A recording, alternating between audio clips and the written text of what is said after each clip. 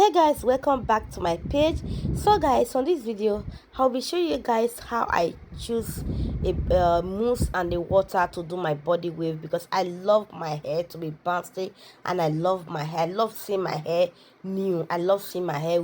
I love admiring my hair. When I'm seeing my hair, it look like new one. That is why I love giving my hair a beautiful body wave bouncy coils. So guys, what you just need two things to for your hair, for your body wave hair, your straight hair or your body wave, any hair you want to use. You need the two products, just a water and a mousse. That is all. That is what you need. After, just use your water to wet the hair, and after that take a mousse and put a mousse on your hand. Use it to rub the hair, the little hair you cut.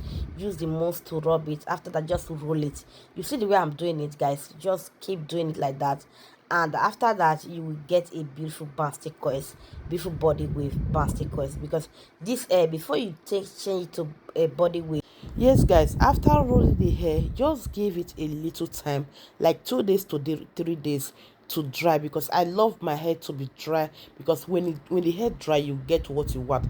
This is the hair after I dry it like 3 days.